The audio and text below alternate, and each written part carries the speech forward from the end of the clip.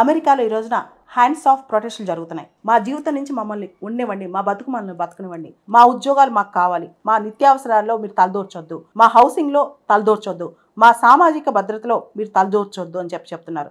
అంతేకాదు LGBT rights విషయంలో కూడా డొనాల్డ్ ట్రంప్ చాలా టఫ్గా వ్యవహరిస్తున్నారు, మానవ హక్కుల విషయంలో కూడా. సో మా జీవితం మీకెందుకు హ్యాండ్స్ ఆఫ్ ప్రొటెస్ట్లు అనేవి అమెరికాలో పూర్తి స్థాయిలో ఈ రోజున దాదాపు 5 లక్షల మంది అమెరికాలో అన్ని స్టేట్స్లో ప్రొటెస్ట్ చేస్తున్నారు అనమాట. దీంతో డొనాల్డ్ ట్రంప్ కూడా పీపుల్కి ఒక మాట చెప్పారు, హ్యాంగ్ టఫ్, మీరు టఫ్గా ఉండండి, మనకు మంచి రోజులు ముందున్నాయని చెప్పి. ఈరోజు ఒక రిపోర్ట్ వచ్చింది, 23% అన్ఎంప్లాయ్మెంట్ ఉందంటే హార్వర్డ్ యూనివర్సిటీ వాళ్ళు. హార్వర్డ్ యూనివర్సిటీలో ఎవరైతే గ్రాడ్యుయేట్స్ పీజీ చేశారో వాళ్ళలో 23% అన్ఎంప్లాయ్మెంట్ ఉందంట.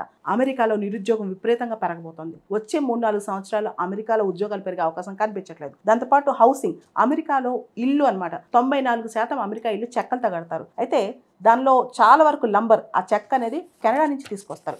కెనడా పైన విపరీతమైన సుంకం పెరగడంతో అమెరికా ఇల్లు బాగా పెరిగిపోతాయి ఖర్చులు, ఇల్లు కట్టుకోలేరు అమెరికాలో. కార్స్, అమెరికాలో ఆటోమొబైల్స్ పైన 25% సుంకాలు వేశారనమాట. లాస్ట్ ఇయర్ 8 మిలియన్ కార్స్ ఇతర దేశాల నుంచి అమెరికా కొనుక్కుంది. ఇప్పుడు కార్స్ కొనుక్కోవాలంటే చాలా కాస్ట్లీ, అంటే కావాలంటే ఎవరైనా టెస్లా కొనుక్కోవచ్చు కానీ వేరే కార్స్ కొనుక్కోలేరు అనమాట. దాదాపు ప్రతి కారుకి $4,000 నుంచి $10,000 ఎక్స్ట్రా.